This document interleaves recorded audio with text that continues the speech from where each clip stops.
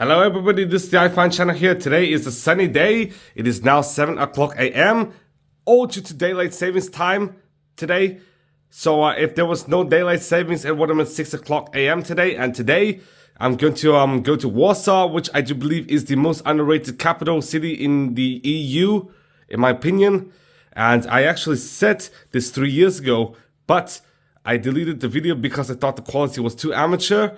And the reason why I do believe Warsaw is the most underrated EU capital is, even though it is on par with the likes of Prague and Budapest in terms of price and Zagreb, in reality, I do believe there were not many tourists in Warsaw. Plus, not only does Warsaw not receive the attention of, say, Prague or Budapest or Vienna or like even other cities like Berlin, Warsaw does have a ton of amenities. Yes, a ton of amenities, a ton of famous people, a lot more than, say, Zagreb and Ljubljana, and of course Sofia and Bucharest. And plus, Warsaw's heavily accessible as well. You could fly from like Boston to Berlin via like Play Airlines for dirt cheap prices and take a 6-hour train all the way to Warsaw. That is how accessible Warsaw is from, say, the major population centers in Europe.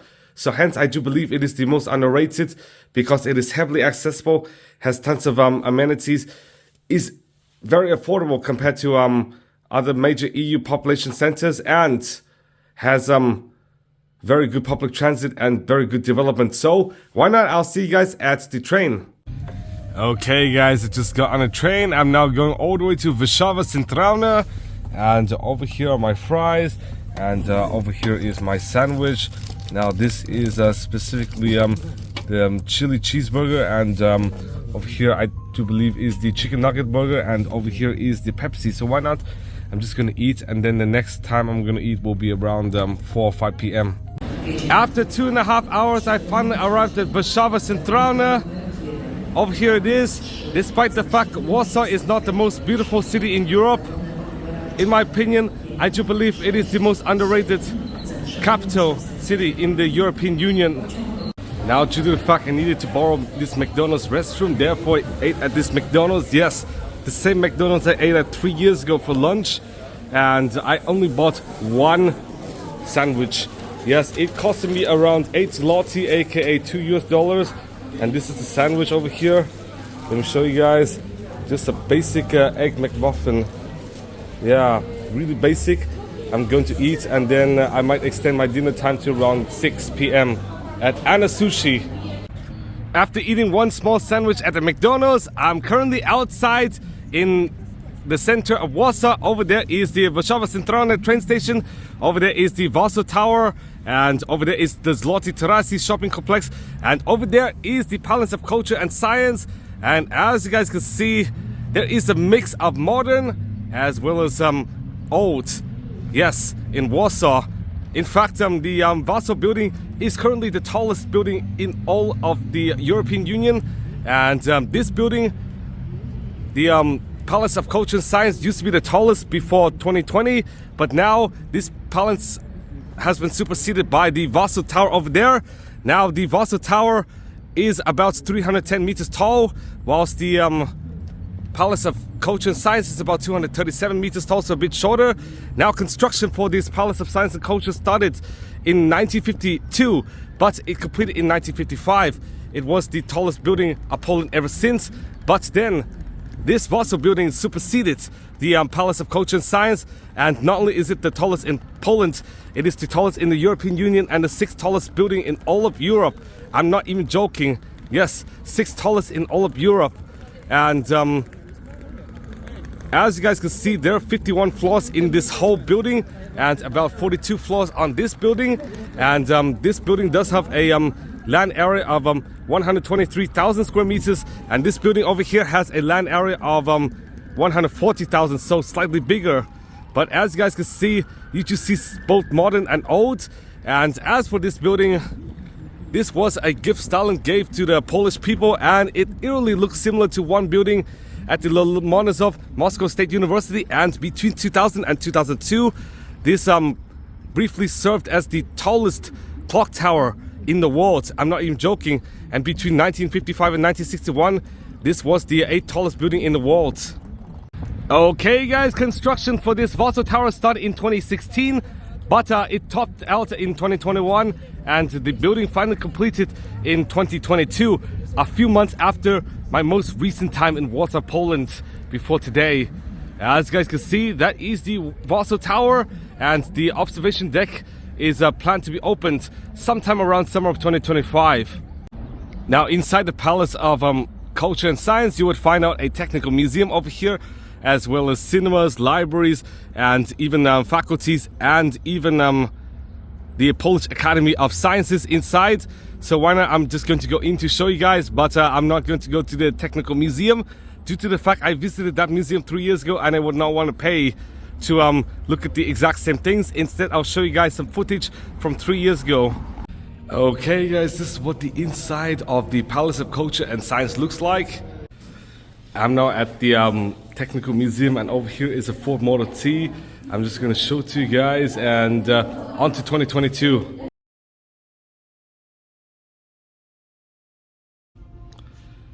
As you can see guys, I just entered the museum, and you could see some art over here, and then you could also see an antique car as well too, which is kind of insane.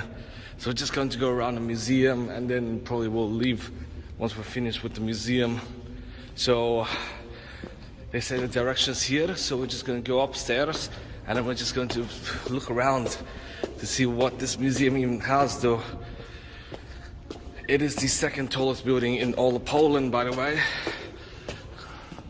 And since I don't really know Polish, you can see some computers too. So just like it says, it is a science museum, so there are a lot of computers and stuff like that, Soviet era computers and stuff, and even code, which is kind of crazy. So I'll see you guys then. At this museum, not only would you find like Soviet era computers and communist computers, but you would also find like computers such as the Apple II and the compact computers, which are actually American computers. As you can see guys, this is one of the Macintoshes, and this is one of the compacts, and as you can see guys, this is one of the computers designed in America. That's very cool. Okay guys, we just exited the computer expedition, and we're now going to look at this part, which includes motorcycles, cars and stuff like that.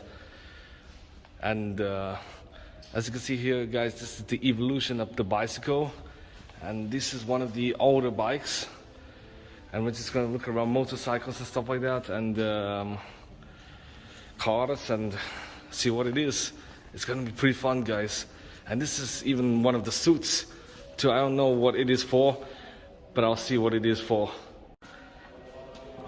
Okay guys, in this collection you could see a whole slew of motorcycles. You could also see cars as well too, and even planes too, engines and stuff like that. You could see buses, trains, and you could see a whole slew of stuff related to traveling industry and wheels and stuff like that. So here guys is some of the first cars, and this is one of the street cars, the trams, and this is actually a gas pump, I believe. And here's some bikes and some of the older cars, which is pretty cool though, and even ships too. So this museum is quite a cool museum in the middle of Warsaw. You have seen footage years ago. Now let me tell you guys what is in the museum. Now inside the museum you would find out in FSO Polonairs, as well as several motorcycles, trains, and even scuba diving equipment, and you would find some computers and calculators, notable of which includes Commodore, as well as Apple IIe computers and Macintosh LC. Now outside the Palace of Science and Culture is this, which is a park. It is called Wisławie Szymborskiec. Okay guys, let's say goodbye to the modernist part of Warsaw. Now over here you would find a plaque showing the distances to various cities: Helsinki, Copenhagen, Oslo, Reykjavik, Stockholm in Finland, Denmark, Norway, Iceland and Sweden respectively, and Athens, Belgrade, Budapest, Bucharest, Rome, Sofia, Prague, Tirana and Vienna.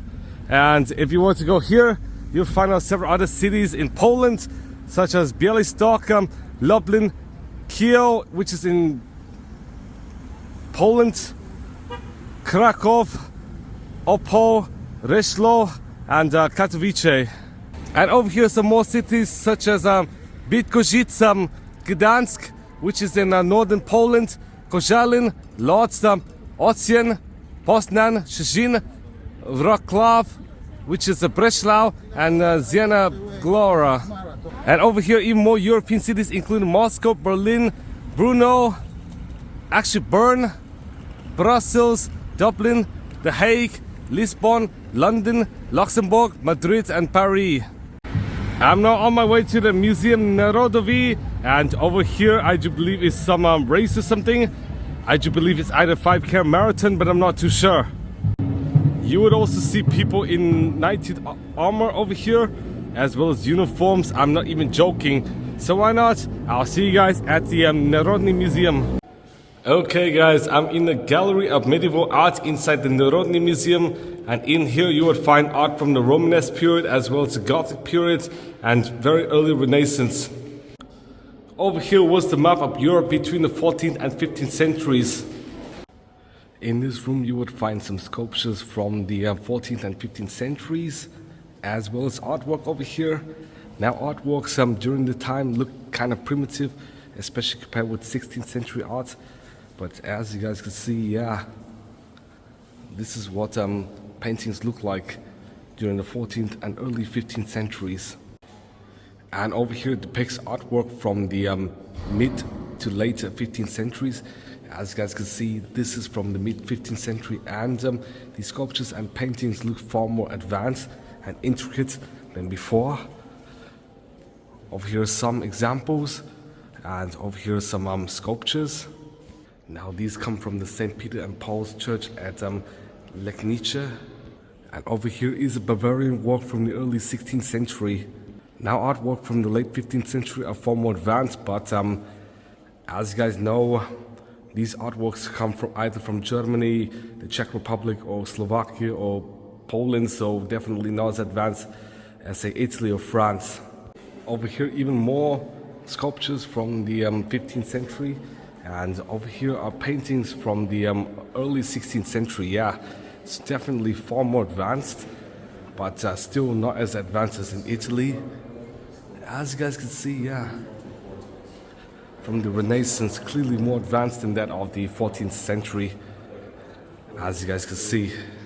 And fun fact, many of these paintings and sculptures come from cathedrals throughout Wrocław, aka Breslau. Now this exhibition specifically shows artwork from a guy named Jakob Beinhardt over here. And as you guys can see, those are what some of his sculptures as well as paintings look like. And over here were what Polish paintings in the 15th century look like. Over here religious paintings and sculptures from Gdansk during the 15th and 16th centuries. I'm not even joking, Gdansk. Yes. Over there, and over there are some more. And I've finished with this section of art, so why not? I'm going to another exhibition.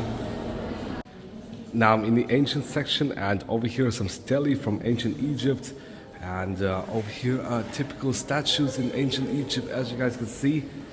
And here's some more sculptures, and in here you would find some sacred animals as well as ritual objects and statuettes of gods over here.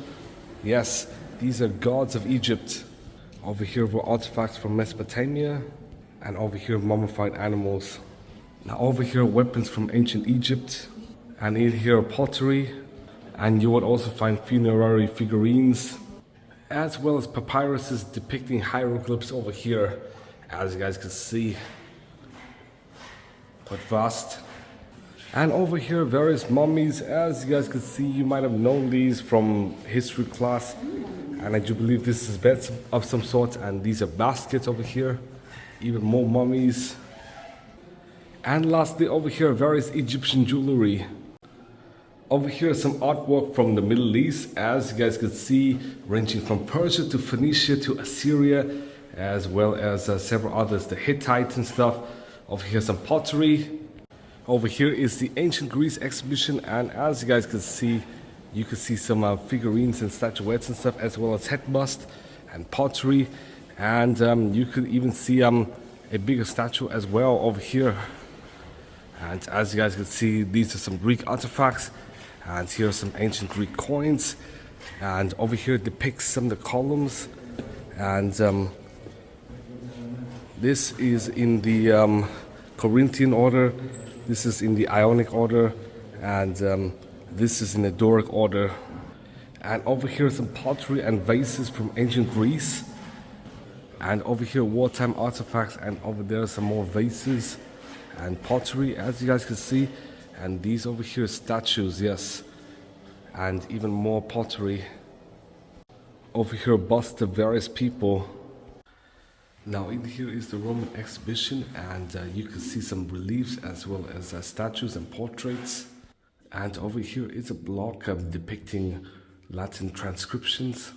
And over here are sarcophaguses, as you guys can see. And this is quite reminiscent of Mount Rushmore. Let me show you guys. And over here pottery, and down there's the mosaic. And you can find Roman jewelry, as well as the model of the Archbishop Constantine in Rome. And over here is some Roman plates as well as vases. And over here is a bust of Agrippa. Over here depicts some Roman coins, all the way from Augustus to Tiberius to Caligula, Claudius, Nero, Galba, Otho, Vitellius, Vespasian, and Titus, as well as several more. And it goes all the way to Constantine, as well as even further into the very end here. Lastly, over here pottery, and this is what a typical Roman house looks like.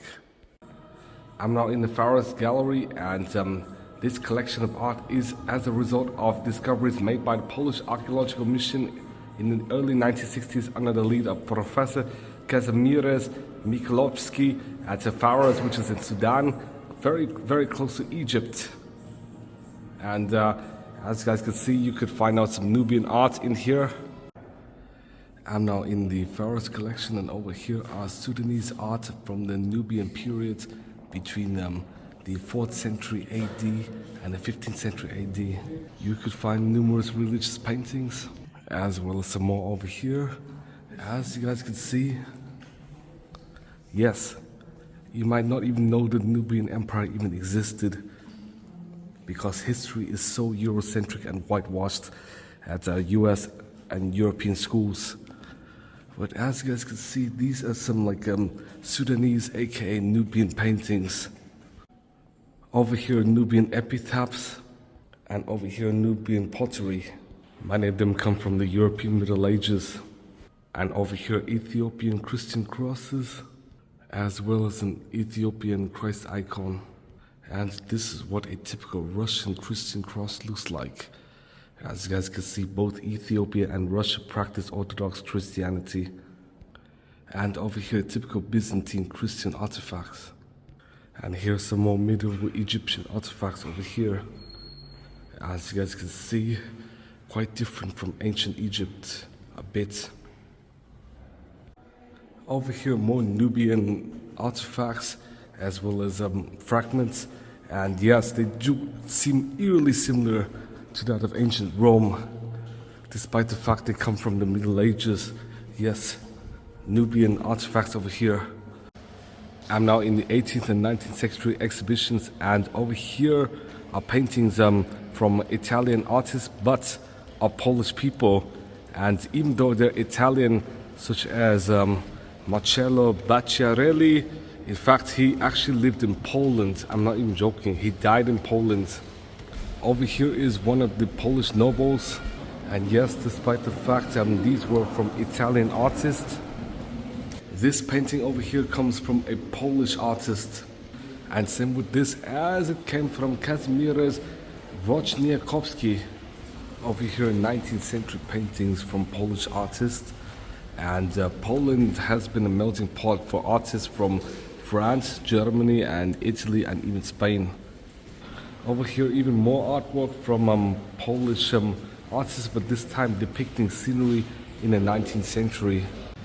Now over here, miniature portraits, and many of these portraits were painted by and of Polish artists.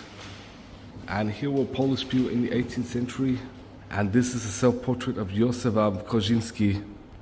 Now over here depicts even more paintings from Poles in the 19th century. And over here depicts romantic art, an artistic movement in the 19th century defined as more freedom but without any stylistic differences. Now this section pertains to photographs, and over here are photographs from the Crimean War in the 1850s. And over here are even more photographs pertaining with Polish people. And these are photographs from World War I, yes, the very beginning of World War I, so quite recent. Over here is a self-portrait of Jan Matejko just 1 year before his death. And over here are paintings and designs by him. And over here decidedly late 19th century paintings. Now this room depicts very late 19th century paintings. And over here you could see the personification of Asia over here. And the personification of Africa. Now over here even more paintings, but these are of landscapes. Over here are some late 19th century paintings, as you guys can see, a lot more advanced. And here even more over here. And over here late 19th, early 20th century paintings of various European cities, including Paris over here. And these are some late 19th, early 20th century paintings, far more intricate than those from the medieval era. And they also look better in my opinion as well.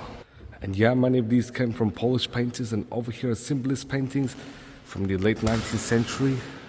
And over here early 20th century paintings where there is definitely more artistic freedom.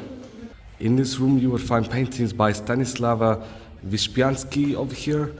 And as you guys can see, yeah, those are what his paintings look like. And here even more early 20th century paintings. And here's some sculptures.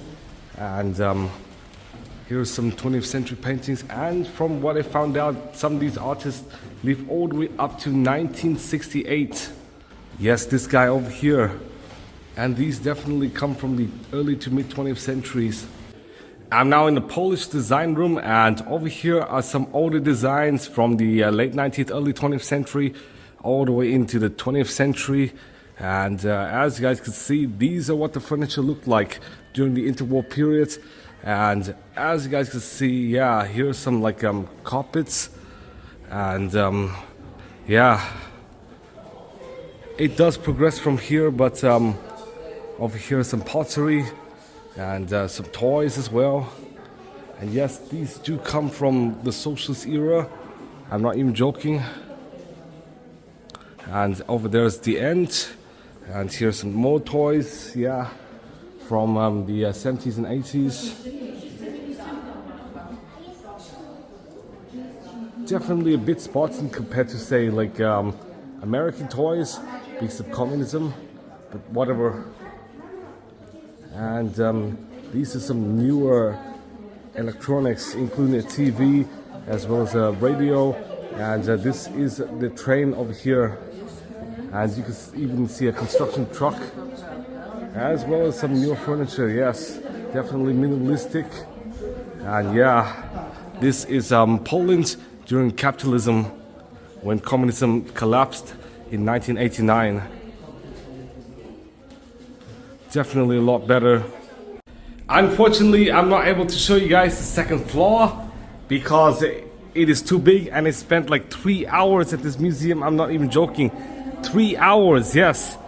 So I'll just show you guys some pictures about the second floor, which includes the artifacts from the 15th, 16th, 17th, and 18th centuries.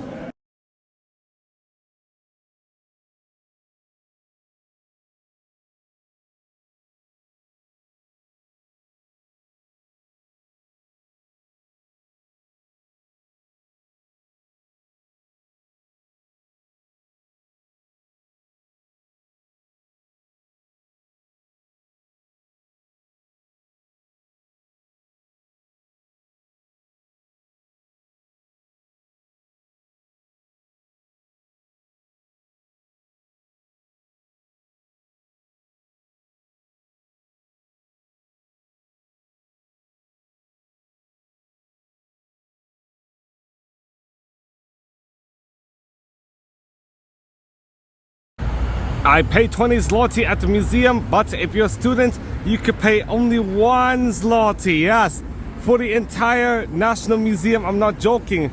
It is an extensive art museum in Warsaw, Poland. And now I'm waiting for a bus, which will take me to the hotel. I've just returned to my hotel. This hotel costs about $40 a night for me because I used a 20% discount. But in reality, it would cost somewhere around $45 to $50 a night. And fun fact, the Mercure at the Warsaw airport, which is slightly further, costs $55 a night and is a 4-star hotel. And 3 years ago, I slept at the Mercure at the Usu station, which actually cost me $55 for that night. And that was for the spring. Nowadays, that hotel would cost around $70 to $80 a night. As you guys know, there's inflation. And Usu station is a bit further from Warsaw Center than that of the airport. But over here is the toilet, the sink, and here's the shower. Yep, and here is the bed and TV. As you guys can see, quite rudimentary, just like the premier class in Wrocław. Okay guys, due to the fact the sun would set at around 7 p.m, I'm going to go to multiple places and landmarks in Warsaw, Poland. First off, I'm going to go to the Frederick Chopin Museum, just because Chopin was born in Warsaw to a French father and a Polish mother, yes. And he later lived his life in France before dying there. And I'll see you guys at his museum. Unfortunately, I could not register for Nextbike. I tried to put in my US phone number several times, but it failed. Okay guys, up there is Chopin's house. I'm not even joking. I'm not sure how to climb up there, but as you guys can see, over there is the National Institute of Frederick Chopin, aka Narodowe Instytut Fryderyka Chopina. Over there are where the tickets are sold, and over there is the Music University of Frederick Chopin. And why not? I'm just gonna buy tickets. And over there is the museum. Yes, that is what the museum looks like. I just paid for the tickets, and over here is the museum. And as you guys all know, I actually played several Chopin pieces during a piano recital and on my own, and I could play at least 10 to 15 Chopin pieces. Okay guys, I'm now in his house, and over here are some of his souvenirs. My name Dim did return to Warsaw after his death, and I'll show you guys where his pencil is, because he used the pencil to write music, but then during burst of rage, he then destroyed the pencil in bits. This is where the pencil is, and over here is the pocket diary, of which he used this pencil to write stuff on the diary, as well as to write his pupils' grades. Over here will be a pipe gifted by Frederick Chopin to Joseph Dubrovnicki, and this is his portrait over here. Now this is Frederick Chopin's armchair, and in 1831 he moved to Paris from Warsaw for good, and he actually switched several apartments. But the thing is, few of his items are currently at the museum. Some of them are just lost forever. Now the reason why I moved there was for opportunities, just like why Mozart and Beethoven moved down to Vienna. Over here was Chopin's last piano before his death, and after his death it was sent to the sibling of Chopin, Ludwika Jerzewicz in Warsaw. Over here is another portrait of Frederick Chopin, and this piano was bought by one of the pupils of Chopin called Madame Roymond. Now even during tumultuous times, Chopin still had friends to support him, such as a lady named George Sand. And the reason why she had a male name is because she wanted to work in a male-dominated field during the 19th century, and female rights were not really known. Over here was one of Chopin's pieces, the Impromptu in C-sharp minor. And over here was what George Sand looked like. Now in this section you would hear various pieces. Let me show you guys, as you guys can see. And why not, I'm just going to go down to the concert, because the concert is included inside the museum ticket, and the museum ticket is only 30 Polish zloty. Over here are several busts pertaining to Frederick Chopin. I'm not even joking, yes. Just Chopin here. You might think there's several different people, but all of it is Chopin. I'm not even joking. Yeah, I know it's kind of insane, but I just see this sort of spinning as well. And yes, just like Chopin's music, this room is quite ornate, as you guys can see. And I have a fondness for its music. And I'm not sure what this is, but this is Chopin again.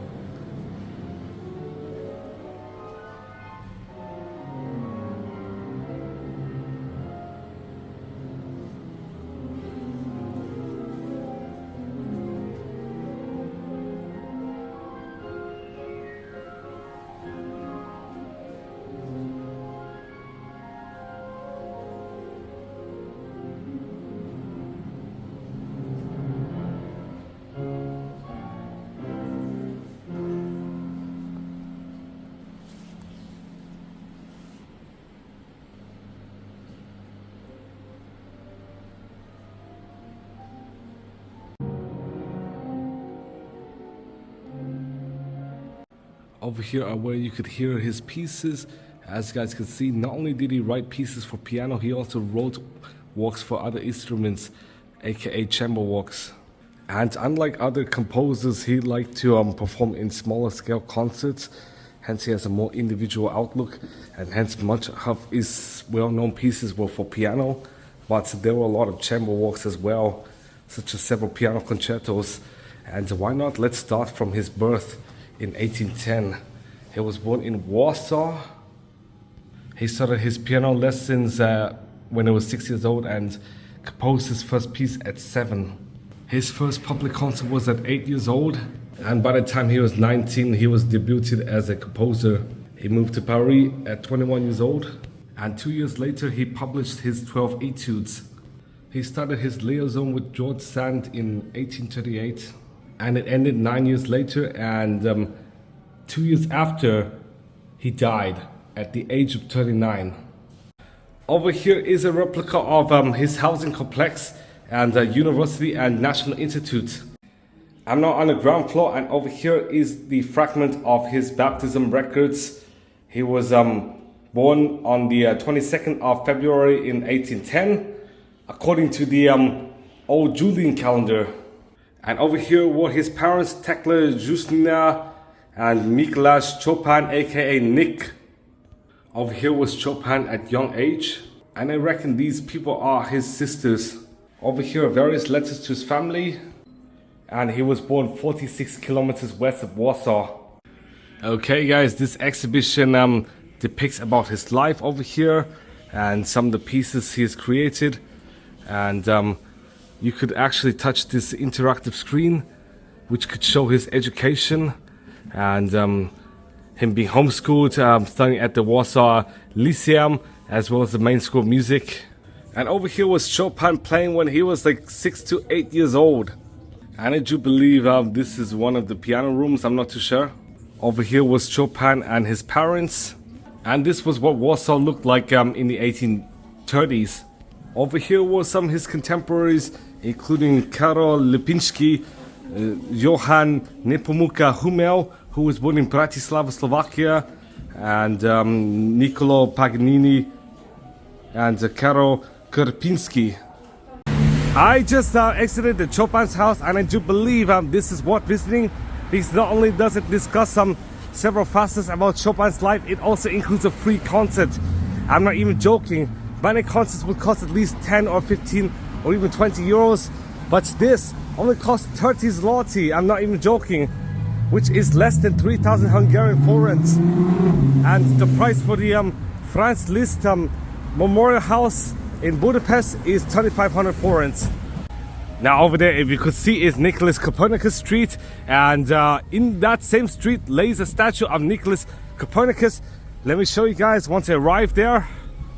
Okay guys, over here is a statue of Nicholas Copernicus, and he was born in 1473 in Turin, Poland, to German-speaking parents, aka a father who's a merchant from Krakow and a mother who is a daughter of a wealthy merchant from Turin.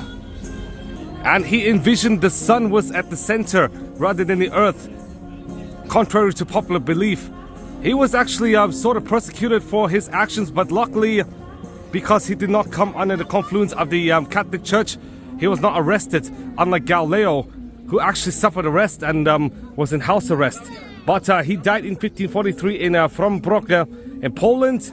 And yeah, over there was what he looked like. And he coined the heliocentric model, which is widely accepted today. But Johannes Kepler from the Netherlands improvised his works and added that the planets orbit the sun in eclipses rather than in circles. Over here is the Lazienki Palace, and this houses the Polish National Academy of Sciences. Construction started in 1620 because King Sigismund III wanted an Orthodox chapel and a burial place for Vasily IV of Russia, and Dmitry Shuisky, who was the brother. In 1818, Stanislav Stavik bought the whole building and renovated it, and this building completed in 1950. I'm not even joking. And over there is the Holy Cross Church. I do believe this church is built in the Baroque style, so why not? I'm just going to cross the road. Okay guys, this is the entire church. Let me show you guys the interior. So I'll actually go in, and luckily it is still open, because many churches do close at 6 p.m. and now it is very close to 6 p.m. But why not? I'm just going to go in.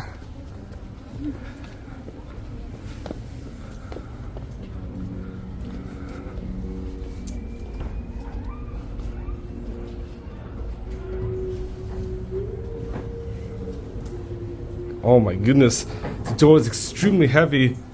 But as you guys can see, this is the church's interior. It is quite ornate in the inside, just like many European cathedrals.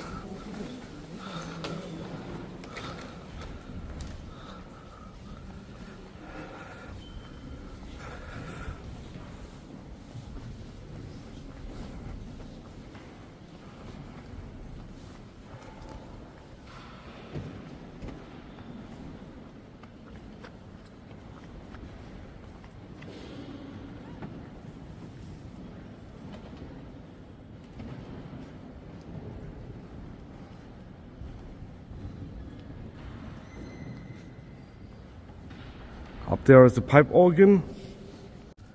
Over here is the heart of Chopin. And lastly, over there is John Paul II, the Pope, between 1978 and 2005. I just exited the church, and I really apologize for making noise inside the church. Now, the Church of the Holy Cross in Warsaw is one of the most renowned Baroque churches in Warsaw and contains the embalmed heart of Chopin. Its current administrators are the friars belonging to the congregation of the Mission of Vincent de Paul. Construction started in 1682, and it replaced a 15th century small wooden church on the same site, which was demolished in 1526, as well as a newer church which was built after. There were several refurbishments, and the church completed in 1757. During the 1944 Warsaw Uprising, the church was severely damaged, and the Nazis detonated two large 75 to 100 kilogram Goliath track mines in the church and destroyed the facade. The church was blown up in the beginning of 1945, and after the liberation of Poland, construction commenced the second time in a simpler form. And even though Chopin was buried in Paris, his heart was buried in this church in Warsaw. Now, opposite to the Holy Cross Church is this, which is the Warsaw University. Yes, there is a university in Warsaw. This university was founded in 1816, which means it is definitely by no means the oldest university in Poland. The oldest university in Poland is the Jagiellonian University, of which that is the second most prestigious university in Poland. And this, the Warsaw University, is the most prestigious in all of Poland and the largest in Poland. There are at least 40,000 students in the school, and 4,000 academic staff and 4,000 administrative staff. Over here is the full legend of the campus, and inside you would find the Warsaw University Library. And over here is the full damn map of the University of Warsaw. Yes, I'm not even joking. It is dispersed throughout the city. Kind of like Harvard University, sort of, but there's still a main campus. Over here is the History Institute, and why not? I'm going to go all the way to the Copernicus Center. Now over there is the Kazimierz Park, and unfortunately the whole Copernicus Center will close at around 7 o'clock p.m. which means I only have 40 more minutes remaining. I'm not even joking. Now it is 6:25 and I'm very close to Nicholas Copernicus Center. Over there is a Porsche dealer, and if you could see several different globes scattered throughout the streets. And over there it is Centrum Noki Copernicus. So why not? I'm just going to go in to see what it is all about.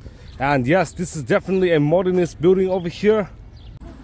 Unfortunately, the Copernicus Science Centre is closing, so therefore I'm just going to walk to the Warsaw University Library. But I do think for 46 zloty per adult, I do believe it is very worth it, because there are tons of interactive galleries, and it is very high tech inside, just like the Rynek Underground Museum.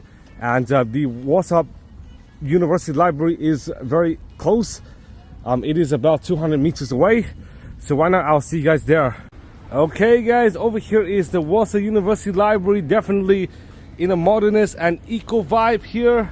And why not? I'm just going to go in if I could, because I'm not a university student. I graduated from university a few years ago in computer science, so I might not be able to go in, but I do love to read books, especially about STEM and stuff. So over here is the entrance, and yes, this does show off an eco vibe, kind of like many of Singapore's buildings. Now over here is the University Library. As you guys can see, yes, it definitely gives up a modernist vibe, but I'm not sure if I could go in here or not. But there are restaurants like Costa Coffee, and yeah, so why not? Let's go in. Unfortunately, I do require an ID, but over here is another restaurant. I do believe this is a bakery of some sort, and yes, this building does show off a modernist vibe, but I might just leave because this is not a tourist attraction. Unfortunately, I did have to exit because this is not a place for tourists, but as you guys can see, you can see a modernist vibe in the library. Yeah, I don't know why Google even listed this as a tourist attraction. Okay guys, before going to the Zlote Tarasy, why not let me tell you guys some fun facts about the Zlote Tarasy. In English, it is literally called Golden Terraces. Construction started in 2002 and the mall opened in 2007. In there is the first Hard Rock Cafe in all of Poland. There's another Hard Rock Cafe in Krakow, as I've seen in the main market square. And now the whole complex actually consists of a mall, as well as the Lumen office building and the Skylight office skyscraper. Now the Skylight office skyscraper is 105 meters tall, making it really tall, but definitely not as tall as the Palace of Culture and Science, nor the Warsaw Tower. But the thing is, it is a very luxurious mall and upscale mall, and in there you would find a Samsung store, as well as a media market, and you would find out the Anna Sushi, of which I'll be eating for dinner, because I ate there 3 years ago, and I want this time in Warsaw to kind of replicate the 3 years ago, but have more features. Unfortunately, I cannot go to the Technical Museum, and plus the castle is closed tomorrow. What I meant is the Warsaw Royal Palace in Castle Square, and also the Barbakan is temporarily closed for the season, so unfortunately would not be able to go there. But in reality, I went to these 3 places 3 years ago, so I'll put some of the footage once I buy a dongle. But as you guys can see, this is University District, and another fun fact is the Skylight building actually houses the embassy to the United Arab Emirates. Now I'm heading inside the bus, and this is what the bus looks like. Now let me show you guys the app later when I'm at the hotel, because I do have to have internet connectivity on my iPhone. But as you guys can see, I'm now heading to Zlote Tarasy, and as you guys all know, Poland does use a currency called zloty, which literally means golden. Yes, Polish gold. And the code name for Polish zloty is PLN, and 1 zloty equals about 26 cents. Unfortunately, I later found out Anna Sushi is currently closed as of today, so that means I'll go there tomorrow for lunch. But as you guys can see, the mall and the city does look quite dope, and yes, you could see that as well, which is definitely an example of hyper-futuristic design over here. So you do have a mix of new and old, and this is definitely the new part of Warsaw, next to the Warsaw Centralna train station.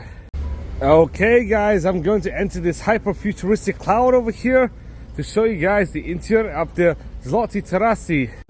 Okay guys, this is the interior of the mall, and a lot of stuff has changed in the past 3 years, and I'm not sure where the Samsung kiosk is anymore or if it's totally gone, but as you guys can see, this is what the mall looks like in 4K rather than like say 1080p like the previous video. But I actually deleted that video because I would think it will be kind of poor for SEO, so therefore I deleted it to reduce some clutter.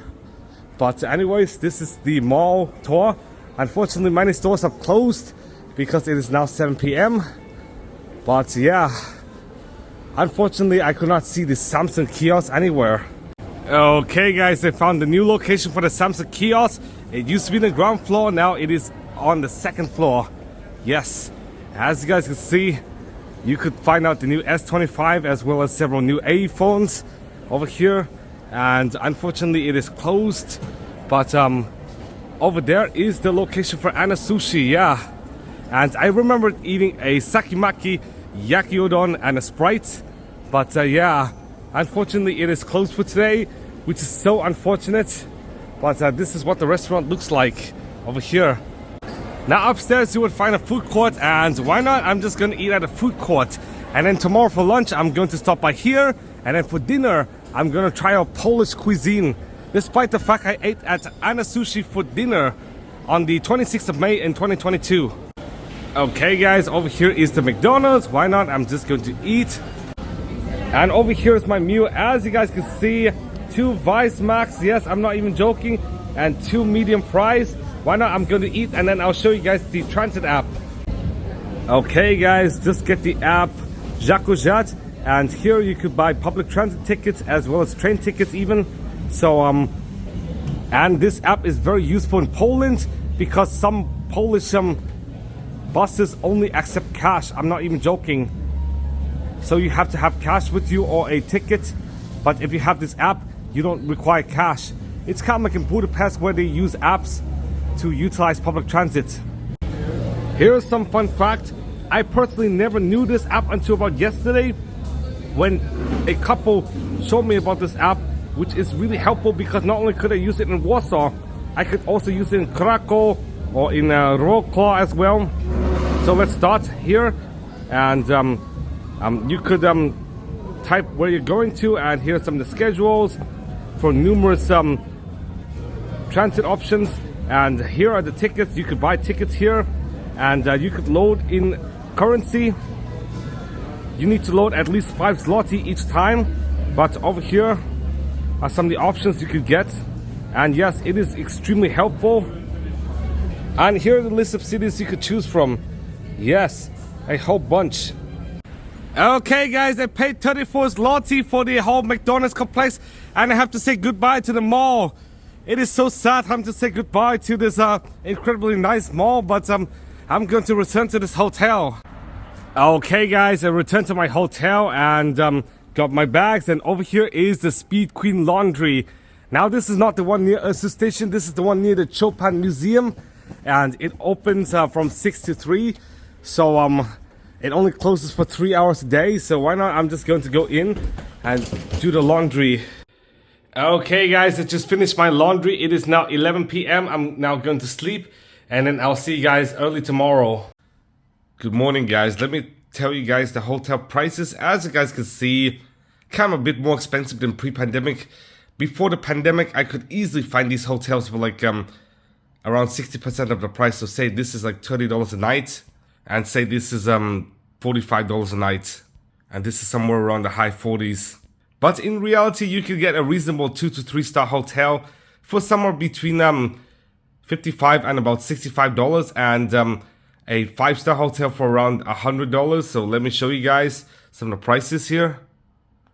And the reason why I like Warsaw so much compared to, say, Croatia or Bulgaria, Romania, and even Slovenia is because of the array of budget hotels. As you guys can see, tons of IBIS budgets, tons of IBIS styles, hotel B&Bs and stuff. Like you can get a lot of chain hotels which are quite affordable. In some other countries, you do get Airbnbs, but the thing is, some people would hate Airbnbs, but for me, I'm quite a fan of Airbnbs because some Airbnbs do include laundry and stuff. But as you guys can see, here are some of the hotels. Unfortunately, with inflation and stuff, it is getting expensive. But I remember pre-pandemic, the IBIS budget is a lot more affordable, somewhere around $25 to $30 a night, and even up into 2022. So why not? Let's go, shall we? After about 30 minutes, I finally arrived at the Zlote Tarasy once again, just to eat at Anna Sushi. I'm not even joking.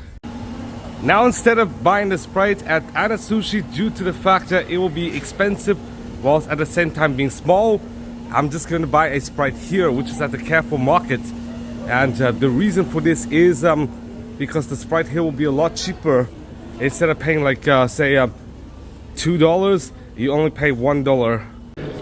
Okay guys, I bought a 7-Up and I realized that 3 years ago, instead of drinking a Sprite, I actually drank a 7-Up. Yes, and Sprite and 7-Up are quite similar. Sprite is the Coca-Cola division for misty water, and 7-Up is the Pepsi division. So why not? I'm just gonna go all the way up to floor 2. Here it is, Anna Sushi. It is currently open, so why not? I'm just gonna reserve a table. You guys have been waiting for this. Over here is the Yaki Udon. Over here is the Sakimaki. I paid 70 Polish zloty for this complex, and I paid another 5 zloty for the 7-Up here. So that means it is $20 US altogether. Yes, I'm not even joking. I ate this exact same meal complex 3 years ago. Now, due to the fact I needed a dongle, therefore I'm going to go to the Media Markt over here, which is in the Zlote Tarasy Mall. And inside, you could find Samsung phones such as the S25, as well as Xiaomi phones, Oppo phones, Motorola phones, as well as some basic phones over here. And you could see a wide array of budget phones from Vivo to Realme, all the way into the lesser known brands, HMD, as you guys can see. And yeah, this is the whole array of phones over here. And you could buy this for the ultra low price of 60 zloty, so less than my meal. And of course you could find iPhones. I just exited the mall, and why not? I'm just going to go to the POLIN Museum, and then I'm going to the Warsaw Uprising Museum, and afterwards I will spend some time at Castle Square to show you guys the Barbakan as well as the Royal Castle of Warsaw. And then afterwards I'm going to go all the way to the Copernicus Science Centre. So why not? I'll see you guys at the POLIN Museum of Polish Jews. After a while, I finally arrived at the streetcar over here. Now this is one of the oldest streetcars in Warsaw. There's a newer edition, but let me show you guys once I left. Over here is the POLIN Museum of the history of Polish Jews. And as you guys know, before World War II, Poland used to have the biggest Jewish population in all of Europe. And many Jews were genocided throughout Poland during World War II, including in Auschwitz and in Treblinka. In 1933, there were 3 million Jews in Poland, and in 1939, during the outbreak of World War II, there were 375,000 Jews living in Warsaw. And fun fact, Warsaw has the biggest Jewish population in all of Europe. Now in 2015, there are only 3,200 Jews in Poland. Yes, a sharp decline. And I do believe that even though Hitler killed 6 million Jews, in fact, for the Jews that survived, many of them wanted to disassociate themselves from Europe due to all the trauma. And over there is a monument. Over here is the monument to the ghetto heroes, and this monument was to commemorate the ghetto uprising in 1943, and this monument was erected following World War II during the mid to late 1940s. As you guys can see, this is what the monument looks like, and this is located in a former Warsaw ghetto, aka the former Jewish quarter of Warsaw. And over there is the POLIN Museum. Now this museum was established only 12 years ago, and the cost of construction was 320 million zloty. I'm not even joking. Yes, it is extremely expensive, and it is built in a modernist style, but why not? I'm just going to go in. Okay guys, I'm currently at the museum, and over here are some of the chapters.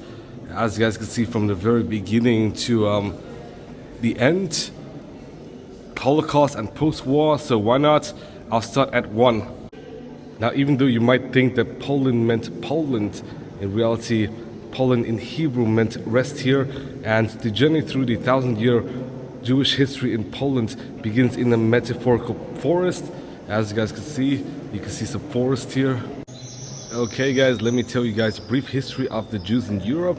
Now, due to persecution, many of the Jews did flee Israel, and because of better opportunities in Europe, many Jews were dispersed throughout Europe throughout the late 1st millennium and early 2nd millennium.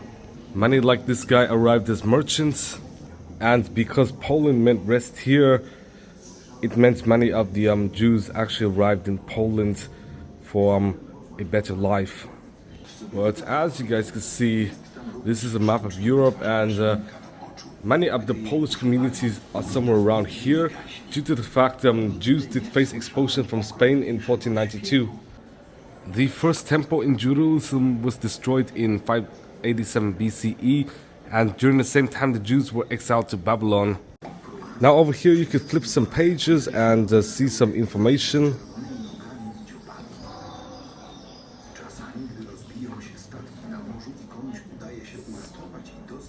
Many Jews have decided to settle in Prague due to the precious materials as well as good merchant opportunities. And before establishing a settlement, the Jews had to check the local conditions and especially the attitude of the ruler and the church. Facing many dangers, new Jewish arrivals trusted in the Torah for protection. And over here are some of the major strongholds of Jews. As you guys can see, many of them are located in big cities or near international trade routes. Now, due to the fact the Jews were not allowed to own land, therefore they engaged in the trade, and the Jews could actually mint coins. Over here are some Jewish coins, of which these are the oldest objects inside the museum. Now, as you guys know, money lending is a common occupation for Jews, and despite the fact Jews made up 5% of Warsaw's population in 1414, in fact, about 15% of Warsaw's moneylenders were Jews, and the main customers were nobles, including court officials, landed gentry, or burghers, aka the bourgeoisie. Despite the fact Poland was considered friendly towards Jews than, say, Spain, in fact, there was still violence and animosity against the Jewish population. However, due to the fact the King of Poland, Kazimierz, found himself a Jewish girl named Esther, who he considered as the most beautiful girl in the country. Therefore, this king, he extended many privileges to the Jews of his kingdom. The first Jews came to Poland sometime between the 10th and 12th centuries, but in the 14th century there were 14 Jewish communities in Poland, and due to the fact many Jews in Germany faced persecution and expulsion, by the early 16th century there were 100 towns containing Jewish people. Okay guys, we're now in Gallery 3 between 1569 and 1649. Now over there you could see the Jewish quarter, and that is in Kazimierz, which is a suburb of Krakow over here. And as you guys can see at the very end, you can see the Warsaw Castle. Over here is the St. Mary's Basilica. Over there is the Sukenice, aka the Cloth Hall. And yes, you can see the main market square. And over there, I do believe, is St. Florian's Gate. In 1569, due to the fact the Polish-Lithuanian Commonwealth was formed and the Jews were granted autonomy, therefore that Commonwealth had the biggest percent of Jews in all of Europe and even population. Unfortunately, the Russian Cossack warriors actually massacred the Jewish population, at least in Russia. Now over here was what a typical Jewish town in Poland looks like during the 17th centuries. During the 18th century there were even more Jews, and in some towns Jews made up half or even more of the population, and many of the wealthier Jews might deal with cloth, whilst the poorer Jews peddled cheap goods. Over here will be a typical Jewish shop in Poland. Now over here was one example of a typical village synagogue in Poland, and that synagogue was in a town named Grodziec, which is a town near Colonia. Over here it is, and in 1765 there were 541 Jews, about 60% of the town's population, and this is the town map. Now, due to the fact the Jewish calendar followed the lunar cycle of 354 days rather than 365 days, the Jewish holidays would arrive 11 days earlier in each successive solar year, and sometimes even end up in the wrong season. Over here is the Crown of Torah, and over here is a synagogue pavilion. Now in 1772 something tumultuous happened in Poland. As you guys know, Poland was partitioned by the Prussians, the Austrians and the Russians, and therefore Stanislav Augustus was the last Polish king to confirm the privilege for Jews. And despite all of this, the Jewish population expanded rapidly in Poland, even though at least a few thousand poor Jews were expelled from Poland due to not having sufficient income to support the monarchies. Over here is a room depicting Jewish artifacts in the 19th century. And over here is a typical Jewish library. As you guys all know, there are a ton of Jewish intellectuals. And of course the Jews were heavily involved in the Industrial Revolution, from railways to factories. But still many of the Jews suffered from very arduous conditions during this time. Over here will be what a typical Jewish synagogue in a big city looked like. And similar to Islam, the Torah does not allow the use of images of people. In 1881, things got so bad, many Jews started to emigrate from Europe into either the US or Israel, with many settling for New York or even Boston. In fact, Newton has the largest Jewish population in Massachusetts. By the time World War I ended, Poland became independent, and the Jews were afforded more rights than before. Over here would be a typical Jewish neighborhood in Poland. However, in 1933, Adolf Hitler came to power. He used the Jews as a scapegoat and blamed the Jews on the Great Depression, as well as the loss in World War I. And therefore, in 1939, when Hitler invaded Poland, that was kind of the end for the Jewish in Europe. 2 days after the Germans invaded Poland, France and Great Britain invaded the Nazis, and hence World War II starts, and you would see the tumultuous Holocaust. During the Holocaust, 6 million Jews perished, and even though the Soviets were perceived as better, between 1940 and 1941 the Soviets carried out 4 deportation actions and resettled some 320,000 Poles, including 80,000 Jews, to the east, mainly to Kazakhstan and Siberia. Now I'll tell you guys a story about the Nazi treatment of Jews. Jews were treated with animosity starting in 1933, but it exacerbated in the ensuing years. First off, Jews had their property confiscated, and then many of their property were burnt in fires. As you guys all know, Kristallnacht was just 1 year before World War II, and it saw the burnings and looting of several Jewish artifacts. And then the Jews were subjected to curfew, as well as lack of use of public transportation, and then many were arrested, and then many were sentenced to gas chambers, where many Jews have died because of the final solution. The Jews faced persecution in other ways, including the fact they had to wear an armband marked with the Star of David to denote they were Jewish.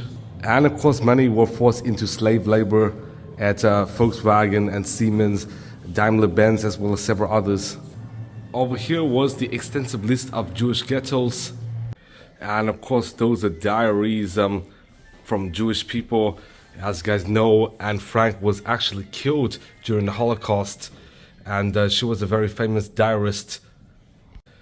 I'm now upstairs, and over here it does depict the fact Jewish people were forced into ghettos and were imprisoned there, often driven out of their own apartments and deprived of any safety, and they were actually surveyed by the Gestapo, of course.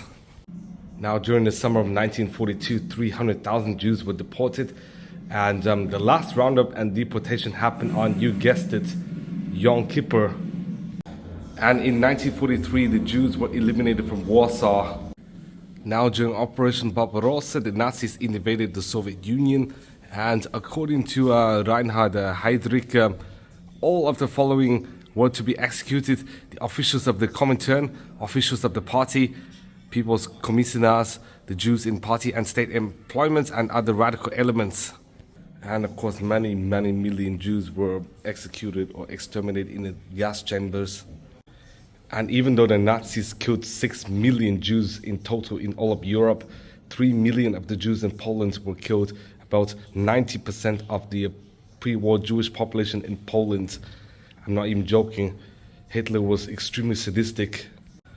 One of the most notorious camps was Auschwitz-Birkenau, which I visited several days ago, and it was constructed on Himmler's orders in 1940 for political prisoners, but then the Jewish were exterminated at the gas chambers at Auschwitz too. Another notorious camp was Treblinka.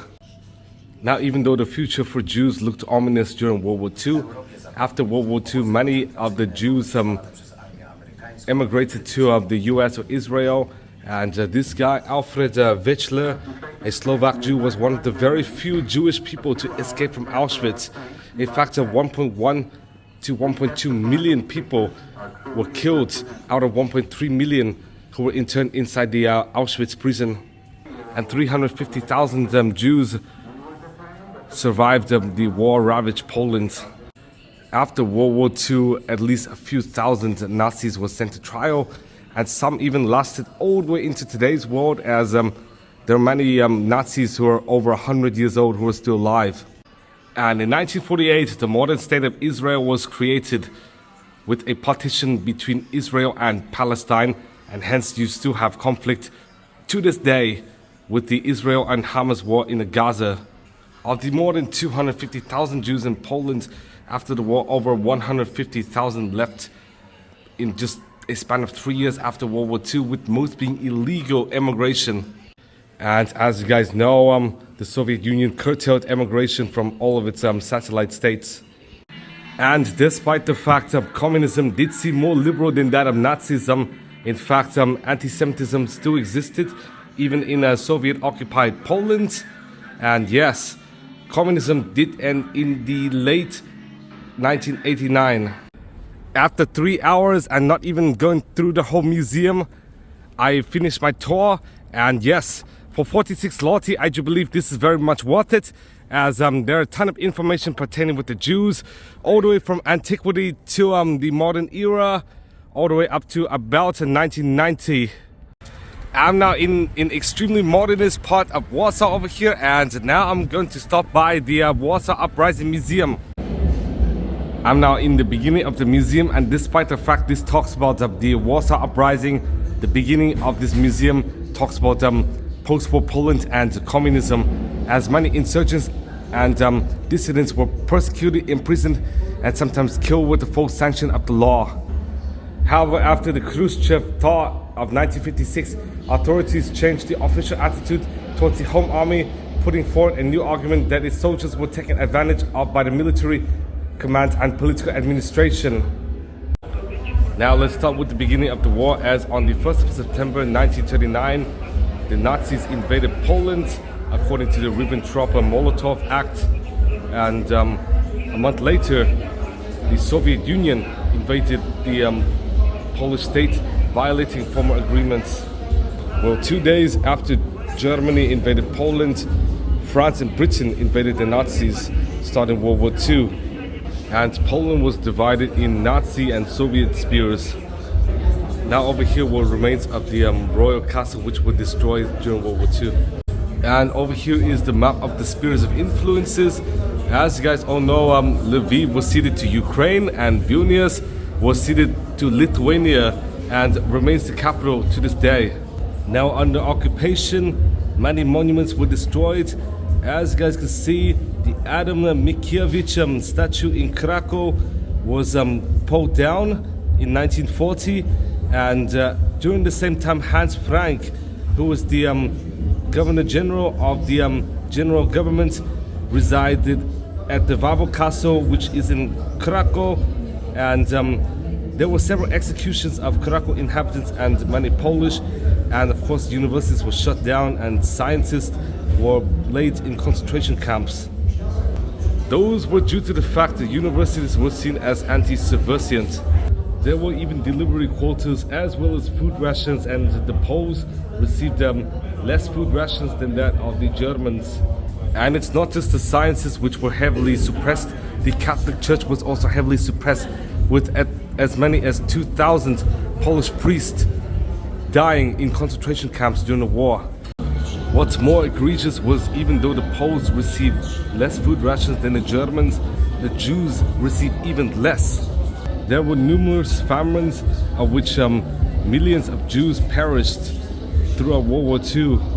This is what a typical Jewish ghetto looks like. As you guys can see, life was unbearable.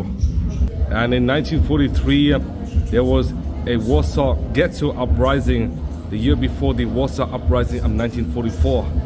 Unfortunately, despite the fact that Jews rebelled against the Nazis, in fact, the uprising was suppressed, and many of the Jews were sent to concentration camps where they later died. Now inside the Warsaw Uprising, there are actually children insurgents. I'm not even joking. As you guys could see, this guy, Corporal Witold Modeski, was born in 1932, making him 12 years old, and he was the youngest insurgent to be honored with the Cross of the Valor for his courage and bravery. And over here is the result of the Warsaw Uprising. As you guys can see, a lot of buildings were destroyed. An estimated 80 to 90% of Warsaw was destroyed in just that year alone, including the Royal Castle in Warsaw as well as the Barbakan. And over here would be a typical school in Warsaw during World War II, quite similar to today's schools.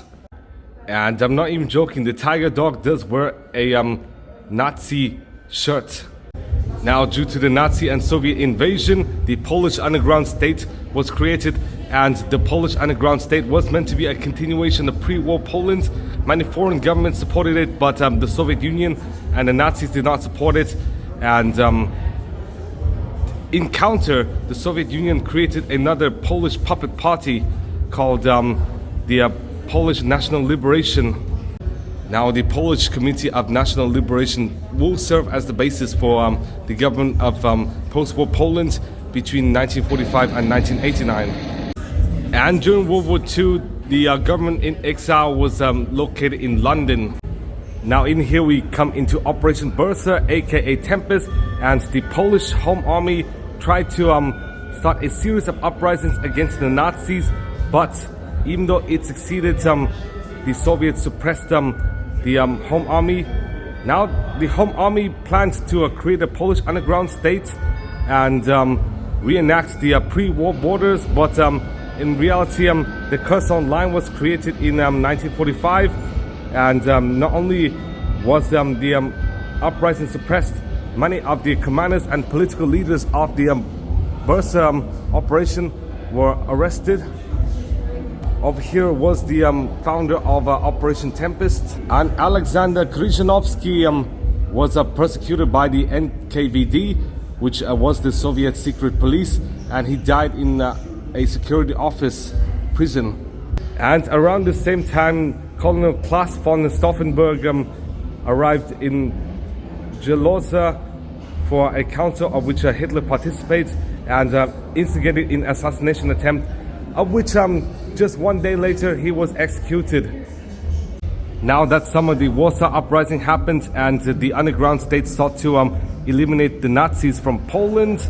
And fun fact, as the Red Army advanced, they halted combat operations and allowed the Nazis to suppress the uprising. And later, Poland would be part of the Soviet bloc all the way up to the end of the 1980s. Yes, another 45 years after World War II. Now the whole operation lasted 63 days with very little outside support. And after the Home Army was suppressed, a communist puppet was installed, which will form the basis of the Polish government for much of the 20th century.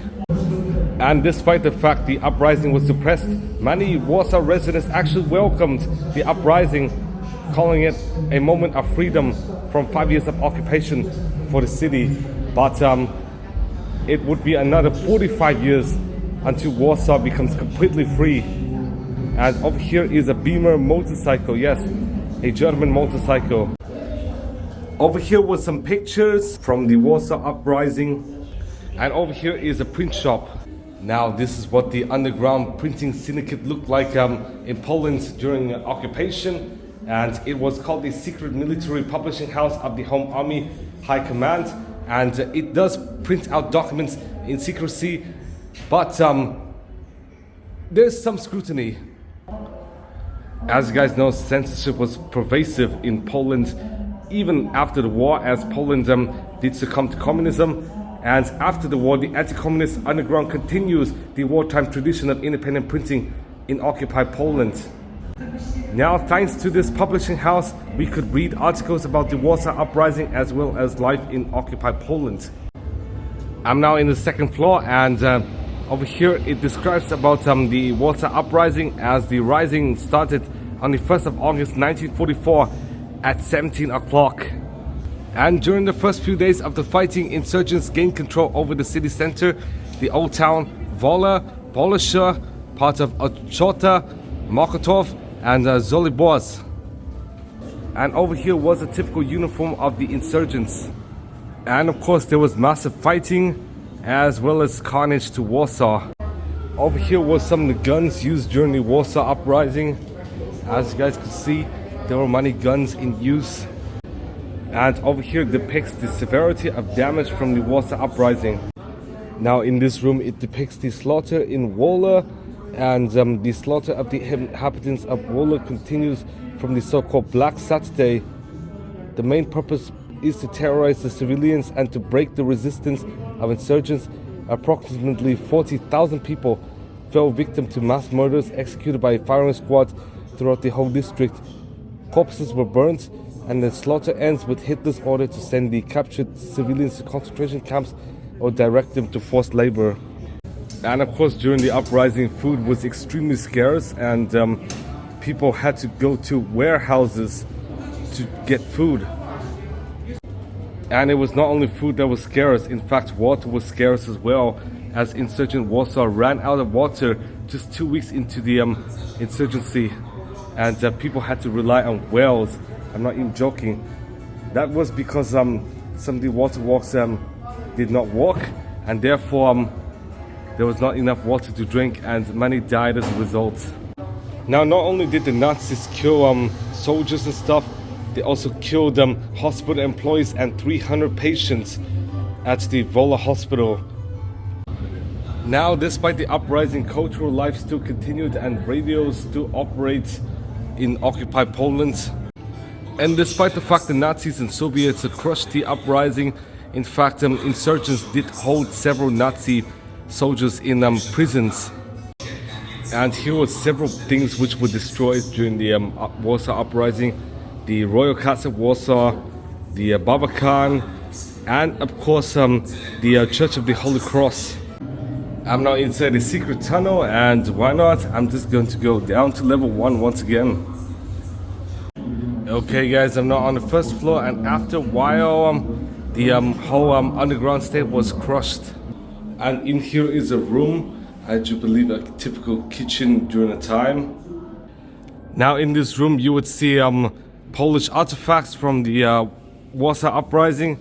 As you guys can see, yes, these are artifacts over here. And you could even see dolls as well, I'm not even joking. Jewelry, and here's a wagon. Yes, Over here are some artifacts and even more religious ones. Over here were some prominent figures during the time of the Warsaw Uprising, including Stalin himself and Wanda Wasilewska, who wanted Poland to join the Soviet Union. And over here is the president of the Polish government in exile, Stanislaw Mieczysław. Unfortunately, there's just so much in this museum, and let me tell you guys in short, the insurgency did fail, and the Nazis regained control of Poland, and so does the Soviets. Now over here is a room depicting some of the casualties of the Warsaw Uprising. As you guys can see, tons and tons of people, and here are some of the graves. Now over here is the aftermath of the uprising. More than 18,000 insurgents and 180,000 civilians perished in the Warsaw Uprising, and violating the provisions of surrender, the Nazis systematically destroyed Warsaw. They damaged most of Warsaw's monuments, schools, churches and libraries, and burnt archives and works of art. And the defeat of the rising put an end to Polish dreams of independence, and Poland would later become independent in 1989. And if this is not enough, this is how people were buried. As you guys can see, some people were even buried on street sides. I'm not even joking, just because so many people perished. Over here, even more memorable objects from the Warsaw Uprising. As you guys can see, yeah, I know this might be a cruel day, but in reality, afterwards I'm going to go to the presidential palace as well as the castle to show you guys. Yes, over here are some more. And why not? I'm just gonna see you guys at the ground floor. And yes, over here were toys. Okay guys, we reached the end with the Liberator Hall. Now this is gonna take a while. And in this floor you just see pictures of some people, as well as some more exhibitions over here, as well as a fighter jet. Yes, really big up there. But yes, as you guys can see, Warsaw was in ruins in 1945. And lastly, you can even see a film as well as a chapel. And that, my friends, is just about 3/4 of the whole museum. Yes, I'm not even joking. Both the Jewish Museum as well as the Warsaw Uprising Museum are extremely big and would take hours. And if you want to be in Warsaw, I shall say stay in Warsaw for 4 to 5 days to enjoy much of the city, because you still have the Lazienki Palace as well as the Jan III Palace, some examples, as well as the Royal Castle, and of course several others. I'm now on my way to Stare Miasto, and over there you could find out several things, such as several churches, the Presidential Palace, the Royal Palace, the Market Square, as well as the Barbakan. But unfortunately, due to the fact that both places are closed for today, with the Barbakan being closed for the season, therefore I'm not able to go to the Royal Palace nor the Barbakan. And plus I visited these places 3 years ago, so why not I'll just attach these videos onto this video. But in short, given the number of amenities, I do believe Warsaw is criminally underrated. Even though there are a lot of tourists, in fact Warsaw does not really get the love of, say, Prague or Vienna or even Budapest or even Bratislava. But Bratislava is smaller and more obscure than Warsaw, and Warsaw is a major point for World War II, yes, as well as history of Europe. I know much of the city is ugly and the old town might not be as beautiful as, say, the old town of Prague, but in reality, with the modernist buildings as well as the old town, in fact Warsaw does have its own charm, to be honest. After 20 minutes at the bus, I finally arrived at Stare Miasto. Over here is the university, and let me show you guys the Presidential Palace and describe to you guys what it is all about. Now over here is the Roman Catholic Church of the Visitationalists, and this church was constructed between 1728 and 1765, and it is the most notable Rococo church in all of Warsaw. And this is the third church on the site, with the original church being erected in 1651. And over here it is, the Presidential Palace and the Potocki Palace just adjacent. As you guys can see, These two are quite big palaces, and the Presidential Palace alongside the Belvedere Palace are the two official residences for the President of Poland. Construction started in 1643 as an aristocratic mansion by Crown Great Herman Stanislav Koniecpolski, and it has been remodeled extensively until a neoclassical palace was completed in 1818. In 1791, this palace hosted authors and advocates of the 1791 Constitution, and in 1818 it began its ongoing career as a government structure when it seated the Viceroy of Congress Poland. It survived the 1944 uprising intact, and in 1955 the Warsaw Pact was signed here. In 1994 it has been the seat of the Polish president, and it still is. And the building opposite is the Potocki Palace, and it was built in the late 18th century for the Dunhoff family. Now it is currently in possession of the Potocki family. And adjacent to the Presidential Palace is this, which is the Carmelite Church. Let me go in to show you guys what it is all about. Okay guys, this is the interior of the church. As you guys can see, quite ornate in the inside.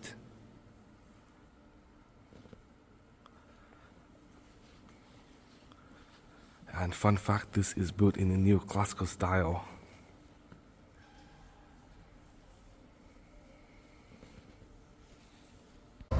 Now here's some information about the Church of the Assumption of Virgin Mary and of St. Joseph, aka the Carmelite Church.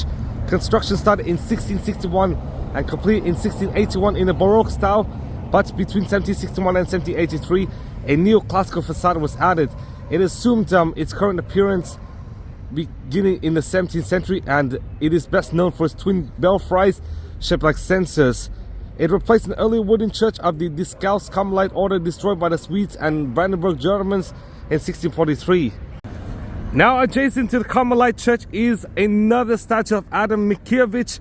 Now there is a statue of him in Krakow, but this is the one in Warsaw, and he was a famous Polish writer from the 19th century.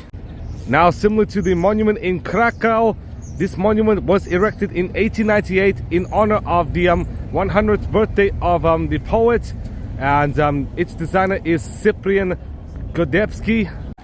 And very close to the Carmelite Church is another church, the St. Anne's Academic Church, also another church with a neoclassical facade.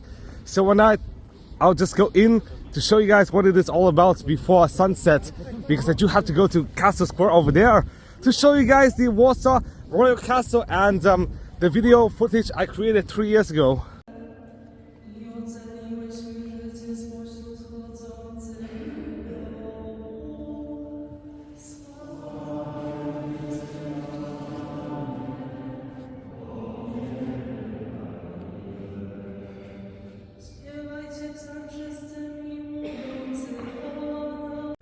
Okay guys, this building is adjacent to the Castle Square over there, and as you guys can see, because of the groundbreaking in 1454, this is one of the oldest buildings in Warsaw, and ever since its renovation with the neoclassical facade in 1788, the church has remained unchanged, and this is the main church parish for the academic community in Warsaw.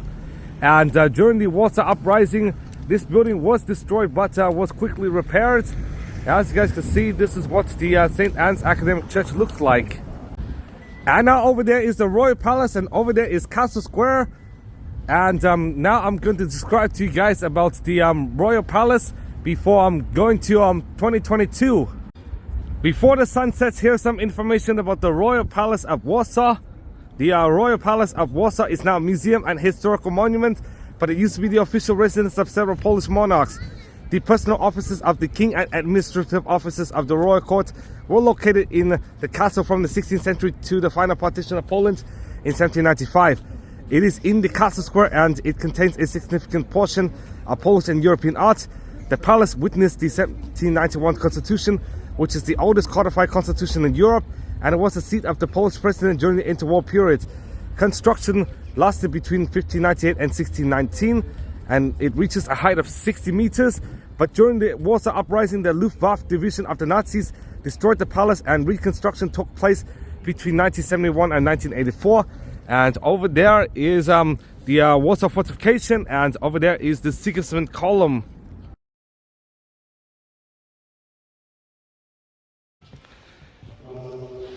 Okay guys, what you would see here is the night hall, and as you can see, this is the planet Earth, and up there is Copernicus, who stated that the sun is in the center rather than the Earth, changing astronomy and science forever.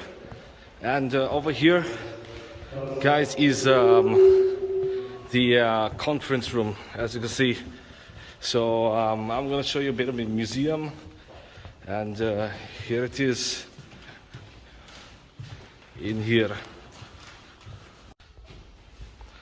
Okay guys, we're in the oldest room, as what the audio guide said, in the Warsaw Castle, which is the old audience room. As you can see guys, this is where the throne is, and we're going to go around the castle until we're finished, and I'll see you guys then. And here is the art gallery, supposedly. It is actually called the Canaletto room, and we're going to look at some art. Why not? This, guys, is the chapel where the king and his court attended everyday religious ceremonies, and was designed by Domenico Merlini in the 1770s, and it had been restored with many of its original elements. And since we're in room 18, we're going to go like this, and then we're going to turn. And then once I exit the castle, I'll see you guys then. Now adjacent to the Royal Castle is this, which is the Church of St. John the Baptist. And this church dates all the way back to 1339. And over there is a Jesuit church, as you guys can see. Now I'm just going to enter this church to show you guys what it is all about.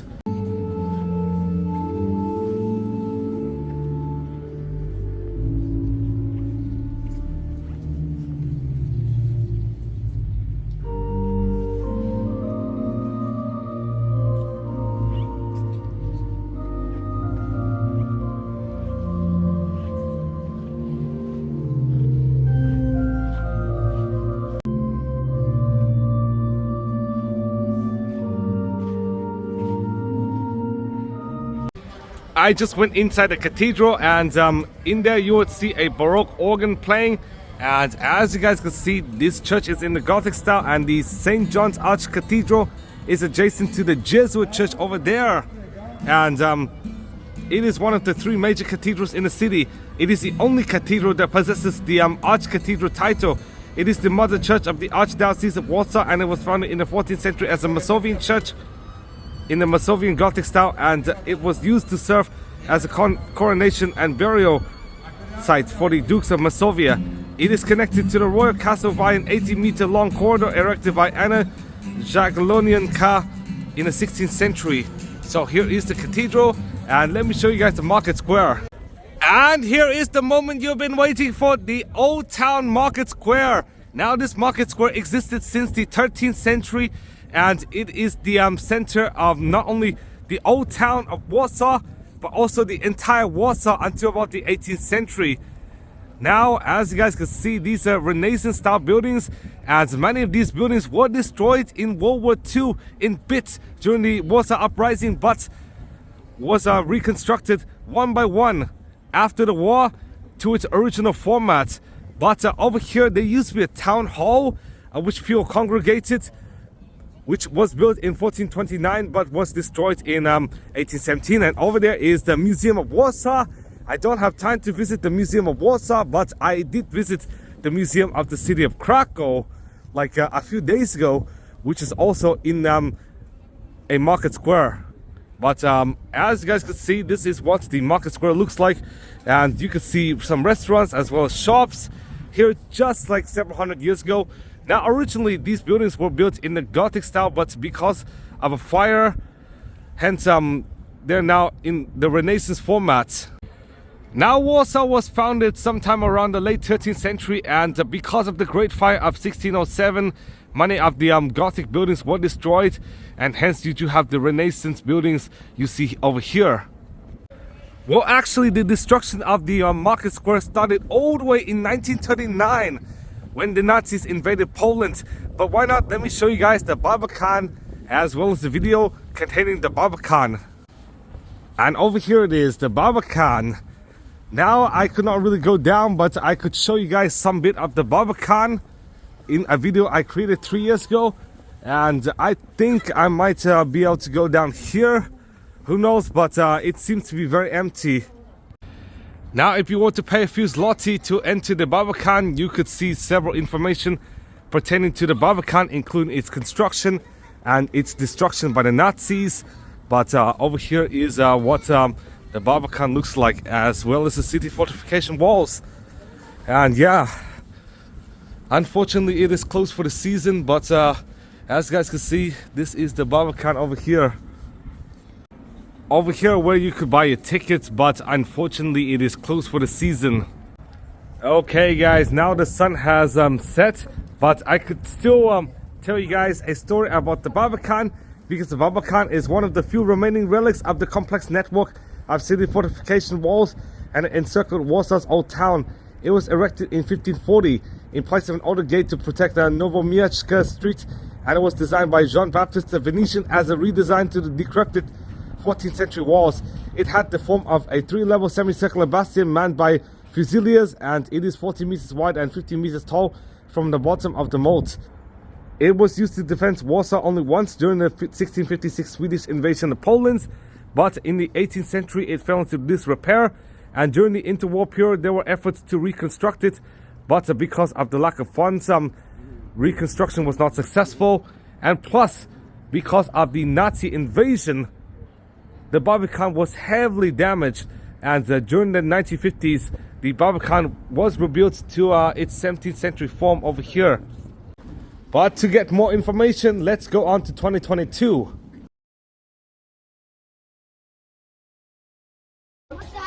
If you were to go down here, it will show you guys the rebuilding process and stuff like that. I believe so, I don't know. But let's go down. According to these pictures, guys, it depicts typical Polish life during the 19th and 20th centuries before World War II. And World War II basically killed a lot of Poles, because Hitler ordered a genocide against the Polish nation, just like he ordered a genocide that killed 6 million Jewish people, which is very insane and like some definite war criminal for sure. We are now inside the Barbakan, and we do have to take the stairs, which did make me tired when going up the stairs of the Berlin Cathedral. And here it is, guys, the Barbakan.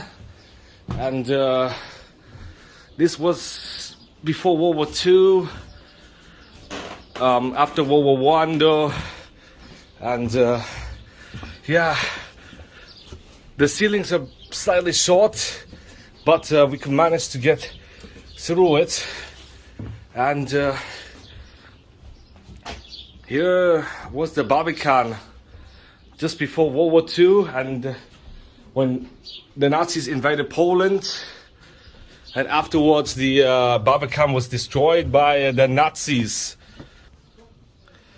And here it depicts the Barbakan during World War II, and we're just going to go around the fortress, and here's some more pictures, and I'll see you guys soon. As you can see by this image, the old town square and the Barbakan was in absolute ruins during World War II, and during the communist administration of Poland in the 1950s, they ended up trying to rebuild the Barbakan, which is a defense fortress. And as you can see, guys, it was built during the mid-20th century by, you guessed it, the Polish People's Republic, which was a communist country. And we'll go now. And very close by to the Barbakan, you would find out a Curie Museum as well. Let me show you guys. Over here is the Curie Museum, and guess what? She was born in Warsaw, Poland. I'm not even joking. Yes, she was also born in Warsaw, and that is the same with Frédéric Chopin. And as you guys can see, over there is her full name, Maria Skłodowska. And she was a prominent early 20th century chemist as well as physicist. Okay guys, the very last place I'm going to go is the Palace of the Republic over here, and over there is the Supreme Court of Poland. Yes, unfortunately it is getting extremely dark, but why not? I'm going to eat dinner soon. Now, this is called the Lazienki Palace, aka the Palace of the Commonwealth in English, and this was built for John Dobrogost Lazienki, and its architect was Tilman van Gaberin, and this palace was built between 1677 and 1683 in the Baroque style. Now, during the Warsaw Uprising, this building was heavily damaged and subsequently destroyed, but it was reconstructed following World War II, so why not? I'm just going to eat some dinner because it is so dark now. And next to the Lazienki Palace is this, which is the Polish Army Cathedral. Now, the very last thing I want to show you guys is this, which is the Warsaw Uprising monument over here. Now, this monument is right next to the Supreme Court, and it depicts the 1944 uprising of Warsaw, which saw the whole city destroyed. I'm not even joking. As you guys can see, these are some of the soldiers, and yeah, this was erected in 1989. And over here is some more, and let me describe to you guys about the field cathedral of the Polish army. Now, the church was founded in 1660, and it is the representative church of the Polish army. It is built in a Baroque style, and during World War II it was destroyed because of the Nazis. And as you guys can see, this is what the whole church looks like. And before it held as the church of the Collegium Nobilium, and during the 19th century it even held its position as a Russian Orthodox church. And over here is some information depicting the Warsaw Uprising, and here's some fun facts about it over here. Due to the fact I'm hungry, therefore I'm going to eat a gospoda over here. Now I'm going to eat one dish, so I'll see you guys when I'm in the restaurant. And here are my pork knuckles as well as mustard and horse dish. As you guys can see, this is an iconic Polish dish, and there's also cabbage inside, so why not? I'm just gonna eat. And it cost me 55 zloty, so about $14 US. Due to the fact there is tax, therefore I paid 60 zloty for the meal, but why not? I'm just going to return the USB dongle after buying it at the Media Markt. Due to the fact I only transferred one video. Yes, the only video I needed to transfer is the Poland video from 3 years ago, so I could upload some segments to show you guys. I'm now at my hotel, and the very last place I'm going to go is the Copernicus Science Centre, so see you guys tomorrow. Okay guys, unfortunately I was busy, so I woke up late, and therefore I arrived at 10:30 instead of like 9 o'clock when it opens, so I only have like 30 minutes to tour this museum. As you guys can see, you can see a lot of exhibitions around here. But over here is the chemical exhibition. As you guys can see, you could get cigarettes as well as even more medicine over here. And yes, over here depicts some insects, as you guys can see, like bees, as well as Apis mellifera over here, and even more small flies.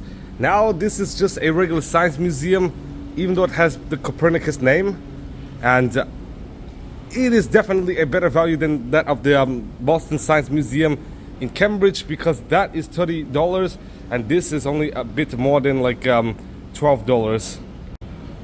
Now you can find more animals over here, and I do presume these are insects. Now over here is an exhibition depicting poisonous plants, and over here are skeletons of pepper frogs, Gabon vipers, as well as Gilles monster. Now over here it discusses about even more reptiles as well as amphibians. Now as you guys can see, this is another reptile, and these are amphibians over here. You might not be able to see the animal, but yeah, I do believe they might be buried somewhere, who knows.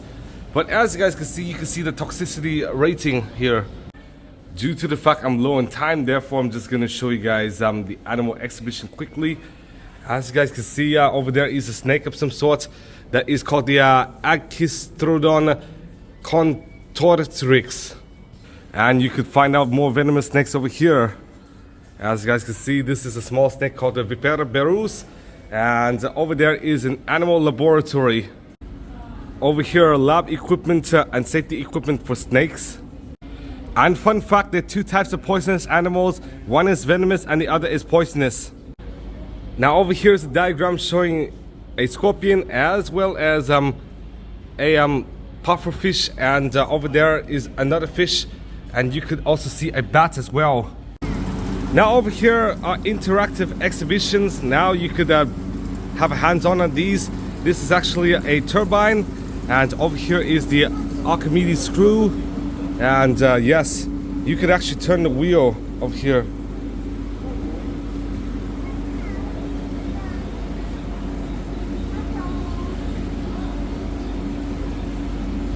Now over here is a Persian wheel, and let's turn. As you guys can see, yes. And let me show you that I'm going anti-clockwise. And over here is a windlass well over here. And over here is a pendulum ball. Not only are there exhibitions, you could also find out a playground inside. Now over here is an electronic poet generator. I'm not sure if this is AI or not, but as you guys can see, King Arthur was most puny man, the better of the weak, but no one was afraid of him. He never tried to speak. Unfortunately, I cannot show you guys the planetarium as it is currently closed and under renovation. Okay guys, over here you could find out something. And yes, there is some wind here. Now over here is a futuristic exhibition, and as you guys can see, I do believe there will be exhibitions related with exoplanets as well as AI, quantum computing, digital brain, and the fact is most people born in 2025 would probably see the year 2100 if the average age of death for somebody born in 1940 is somewhere around like 70 to 75, so they probably could see 2005 to 2015, even if the life expectancy at birth in 1940 was short, mainly due to infant mortality. Over here is the Curious robot, and as you guys can see, yes, I'm not sure if they noticed me or not, but yeah. Oh wow, that's kind of quirky. And you could actually interact with this robot over here. As you guys can see, this is a humanoid robot. Actually, this is an android robot called Amica. Now over here is a discussion related to AI. Now AI was actually coined in 1956. I'm not even joking, despite the fact advancements in AI were only in the past few years with like the likes of Apple Intelligence, Google, Gemini, and of course ChatGPT. And of course you can see several others such as XAI, and of course DeepMind, which is owned by Alphabet, and of course several others, including you guessed it, DALL-E, Stable Diffusion, as well as Midjourney. Over here are components of a mainframe computer. Now over here you could draw something, and then you could click start over here. I'm not sure what it will do. Oh, I do believe this machine is broken. Over here is what you might not expect. This is an exhibition pertaining to the Internet of Things, aka IoT. Yes. Now you could test the phone popcorn theorem over here, and there are several budget phones. I do believe these I really believe they're like Samsung Galaxy A35s. And of course in the future there will be slow population decline once you reach the year 2100, when the population peaks at around 10 billion due to climate change as well as rising sea levels, natural disasters, and several others. And you've already seen the effects because of the persistent wildfires in California as well as several others. And here's a fun fact for you guys. The average person eats, drinks, and inhales 100 to 200,000 plastic particles per year. Over here will be what a human being would look like in the next like 200 or 300 years. And over here was a Neanderthal from 40,000 years ago. Unfortunately, I'm a bit short on time, but for around $12. I do believe this is quite cool, to be honest. It only costs 46 zloty for adults and a bit less for students, like 32 zloty. But as you guys can see, over there is a baby, and yeah, a robotic infant over here, and it is quite dope. And you could even see more medical equipment, and I do believe this is patient bed over here. Yes, I definitely do believe this is worth the money. And there's also another floor, so I probably wouldn't be going to the whole museum at all, and the planetarium is closed as well. And over here is the ground floor. At least I've visited much of the ground floor, like I do believe at least 70 to 80%. But I'm going to skip the first floor over here, which you could actually see several more, including thinkatorium, as well as an office, high voltage theater, and several labs, and an observation deck. And yes, you could actually see more up here, especially related to balloons as well as physics. Okay guys, due to the fact my bus leaves at 11:50, therefore I'm gonna take a taxi rather than take a bus. And the reason for this is if I were to take a bus, I would arrive like at around 11:50, meaning I would be late for my bus, so therefore I took a taxi. And my estimated time of arrival is 11:35, so I do have at least 15 minutes. And I paid around 22 zloty. Okay guys, I'm now on a bus, and over here is my meal. As you guys can see, the chicken box similar to Auschwitz, 9 nuggets, 6 strips and 2 small fries. So one I'm just gonna eat, and then I'm gonna see you guys soon. A few hours have passed, and here are some of the attractions I missed. The Palace of Culture and Science and the Tech Museum. Well, I visited that 3 years ago, so yeah. Same with the Royal Castle in Warsaw, in Castle Square. And the Museum of Warsaw, I did not have time.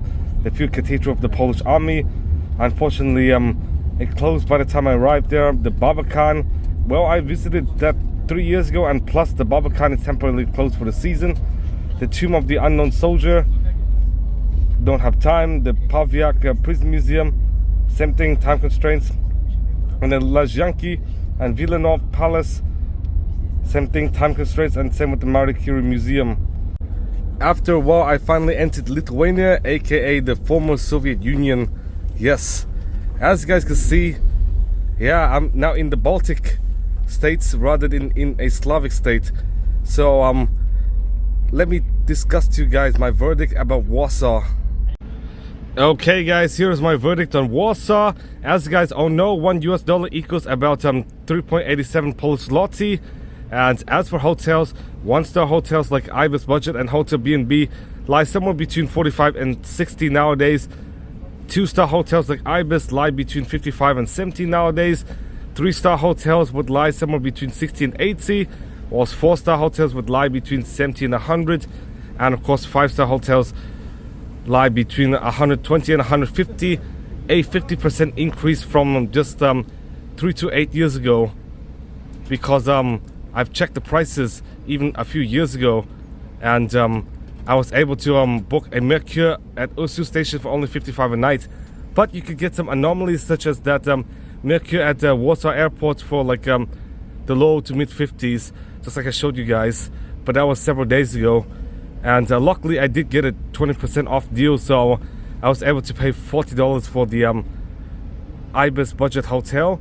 And in my opinion, not only are there a ton of Airbnb choices as well as Booking.com rooms, just like in the Balkans as well as other European cities, you do have a variety of chain hotels, from Accor hotels to Hotel B&B, IHG, Best Western, Marriott, Hilton, Wyndham, Choice Hotels, Sheraton, Four Seasons, Golden Tulip, as well as Hotel Campanile.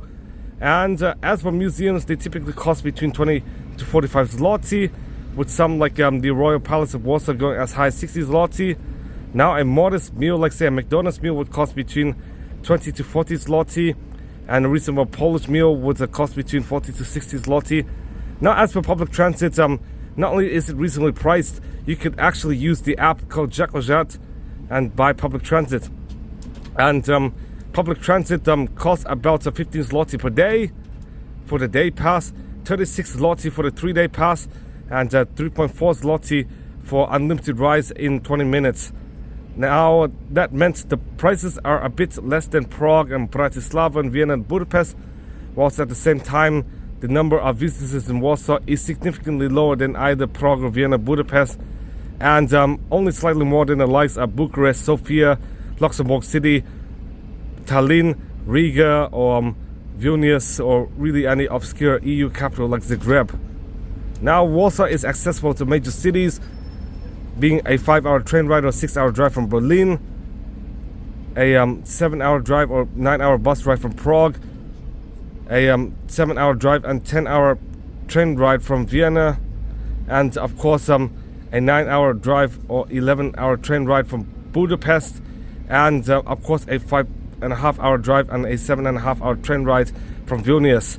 And if you want to go locally, like say Krakow or Katowice, Wrocław or Poznan or Gdansk, then it's around 3 to 4 hours, which is very convenient because you're very close to other major cities in Europe. And also the prices are also reasonable for flights from Boston. I'm not even joking. And not only are there reasonable flights, you even have like less layovers and more direct flights. Like instead of having like 2 or 3 different airlines, like say to Tirana, you instead get one flight, kind of like Scandinavian Airlines, just like I show you guys, as well as Swiss Airlines. But as you guys can see, the prices are reasonable. And plus Poland is part of the EU and is Western aligned, and with the eclectic appearance with both new and old in Warsaw, it gives Warsaw a distinct character. But in reality, I don't think Warsaw is as beautiful as the likes of Prague, Vienna, Budapest, Krakow or Vilnius. And even though it is a bit subjective, I would say Warsaw is a bit better looking than Berlin in my opinion. And plus Warsaw does have several famous people, include Frederick Chopin, Marie Curie and more. And Warsaw was a key point in World War II with the Warsaw Uprising. And in fact, World War II started because the Nazis invaded Poland. And also there are a ton of amenities, including the Palace of Culture and Science, the Warsaw Royal Castle, the Lazienki Palace, the Wilanow Palace, the POLIN Museum, the Warsaw Uprising Museum, the Barbakan Copernicus Science Centre, the Pawiak Prison, several cathedrals, the Chopin Museum, the Marie Curie Museum, the Narodowe Museum, as well as the Zlote Tarasy. And due to the fact there are tons of amenities, I should say spend 4 to 5 days in Warsaw to finish most of the major attractions. Here is my final verdict on Warsaw. I do believe Warsaw is extremely underrated, with reasonably priced goods, meals, museums and public transit, with reliable public transit as well as a metro and tons of hotel options for chain hotel lovers and Airbnb fans. Warsaw is very close to major European cities. It is close to major international airline connections, just like I showed you guys earlier. And it does not receive the same love as, say, Prague or Vienna, Krakow, Budapest, or even Western Europe. And plus, Warsaw has a ton of amenities, history, and famous pure and distinct style. However, due to the price surges, as you guys can see, hotels have gone up by 50% in just 3 years. Warsaw might become a little less appealing than, say, 2022 earlier. And plus, Warsaw is not as beautiful as, say, other cities, and it is either average or slightly below average in terms of appearance. Now, my final verdict meant that Warsaw is not the most underrated capital in Europe, as we do have the likes of Belgrade, Sarajevo, and Tirana, which are more affordable and even less known. But you do have to go out of your way to get there, and plus, the history is not as vast, especially for Sarajevo and Tirana, but at least you still have Muslim mosque and stuff, which makes Sarajevo and Tirana quite unique in Europe. But at least Belgrade is still a bit culturally different, just because of the Orthodox Church, and does have tons of history, including that of Nikola Tesla, who does not live in Belgrade, as well as Yugoslavia. However, despite not being the most underrated capital in Europe, as Europe is quite vast, I do believe Warsaw is a contender for the most underrated EU capital, along the likes of Bucharest, Sofia and Zagreb. But these cities either have less history like Sofia, Zagreb, or you have to go out of your way to get there, like say Bucharest and even the Baltics. So thank you guys for watching. Please give a big thumbs up, subscribe for more videos, and I'll see you guys soon.